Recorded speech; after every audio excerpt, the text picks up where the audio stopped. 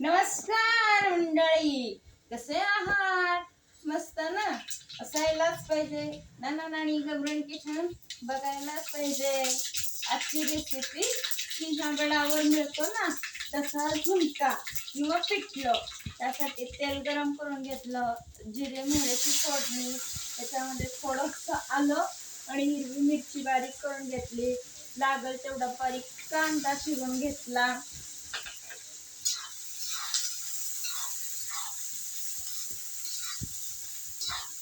कांदा फारसा लाल होऊन द्यायचा नाही.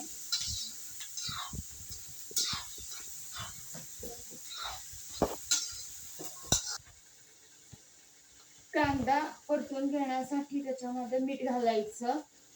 मीठ घातलं की आपला जो कांदा आहे तो लगेच लाल होतो, तांबूस होतो.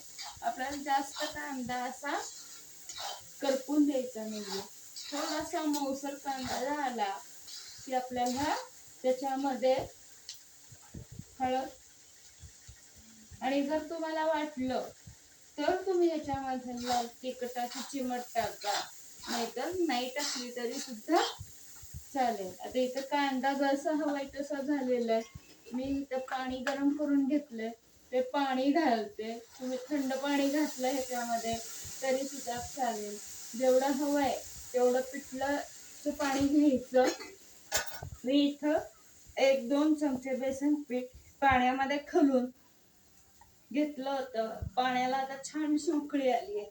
आता हे ह्याच्यामध्ये मिक्स करून घ्यायचं.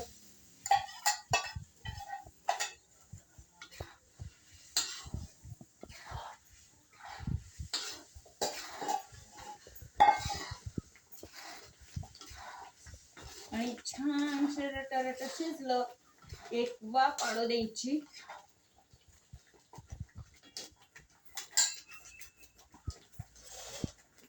आता आपण ह्याच्यावर एक छानशी वाफ काढून देऊया. हे बघा, हे केलेलं छानस सिंहगडावर मिळतं तसं पिठलं आणि छानशी ज्वारीची भाकरी, टम्म फुगलेली भाकरी.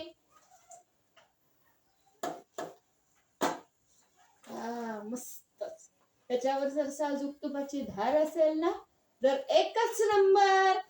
नाना नानी गावरान किचनला लाईक, शेअर, सबस्क्राईब करायला विसरू नका आणि झणझणीत सिंहगडावरचं पिठलं खायला नक्की या. धन्यवाद.